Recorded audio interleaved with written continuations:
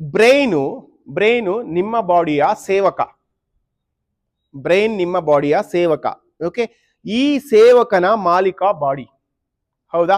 ಈ ಸೇವಕ ಅಂದ್ರೆ ಬ್ರೈನ್ ನ ಪ್ರೈಮರಿ ಕೆಲಸ ಏನಪ್ಪಾ ಅಂದ್ರೆ ಹೇಗಾದ್ರೂ ಮಾಡಿ ತನ್ನ ಬಾಡಿನ ಅಂದ್ರೆ ತನ್ನ ಓನರ್ನ ಆರಾಮಾಗಿಟ್ಕೊಳ್ಳೋದು, ರಿಸ್ಕ್ ಇಲ್ದಂಗ್ ಮಾಡೋದು, ಫ್ರೀ ಆಗಿಟ್ಕೊಳ್ಳೋದು, ಆರಾಮಾಗಿಟ್ಕೊಳ್ಳೋದು, ಸುಖವಾಗಿ ನೋಡ್ಕೊಳ್ಳೋದು, ಇದು ಯಾರ್ದು? ಬ್ರೈನ್ ಕೆಲಸ.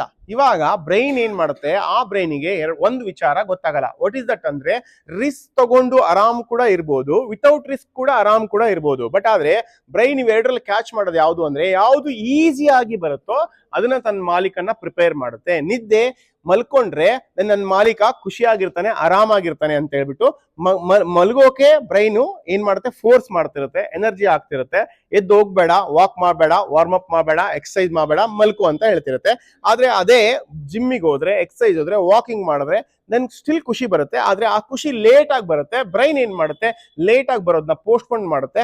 ಬೇಗ ಬಂದಿರೋ ಖುಷಿನ ತನ್ನ ಮಾಲೀಕನಿಗೆ ಕೊಡ್ಬೇಕಾಗುತ್ತೆ. ಅಷ್ಟೇ ಕೆಲಸ. ಬ್ರೈನಿನ ಕೆಲಸ ಏನಂದ್ರೆ ತನ್ನ ಮಾಲೀಕನ ಆರಾಮಾಗಿಟ್ಕೊಳ್ಳೋದು, ಈಸಿ ವೇಯಲ್ಲಿ ಆರಾಮ್ ಇಟ್ಕೊಳ್ಳೋದು ತನ್ನ ಮಾಲೀಕನ ಕೆಲಸ.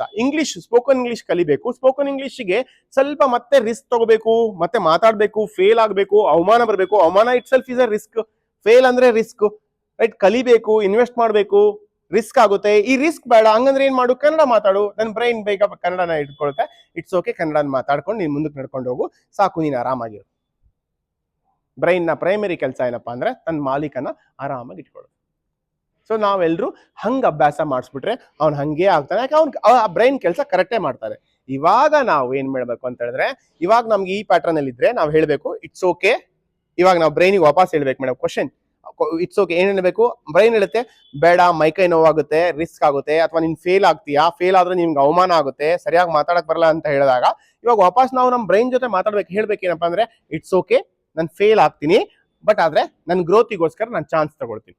ಇಟ್ಸ್ ಓಕೆ, ನಾನು ಫೇಲ್ ಆಗಿ ಹೇಳಿ, ಇಟ್ಸ್ ಓಕೆ, ಇಟ್ಸ್ ಓಕೆ, ನಾನು ಫೇಲ್ ಆಗ್ತೀನಿ, ಬಟ್ ಆದ್ರೆ ನನ್ನ ಗ್ರೋತಿಗೋಸ್ಕರ ನಾನು ಕೆಲಸ ಮಾಡ್ತೀನಿ. ಬಟ್ ಥ್ಯಾಂಕ್ ಯು, ನೀನ್ ರಿಮೆಂಬರ್ ಮಾಡಿದ್ಕೆ, ನೀನ್ ಅದನ್ನ ಅರ್ಥ ಮಾಡಿಸಿದ್ಕೆ ಥ್ಯಾಂಕ್ ಯು. ನೀನ್ ನನ್ ಕೆಟ್ಟದ್ಕಿಲ್ಲ, ನನ್ನ ಆರಾಮ್ಗಿದೆಯಾ, ನೀನ್ ನನಗೆ ಅವೇರ್ ಮಾಡ್ತಿದ್ಯಾ, ಓಕೆ, ಬಟ್ ನಾನು ಈ ಸಲ ಗ್ರೋತ್ ಬಗ್ಗೆ ವರ್ಕ್ ಮಾಡ್ತೀನಿ, ನನಗೆ ಸಪೋರ್ಟ್ ಮಾಡು. ಬ್ರೈನಿಗೆ ಹೇಳೋದು ನನಗೆ ಸಪೋರ್ಟ್ ಮಾಡು.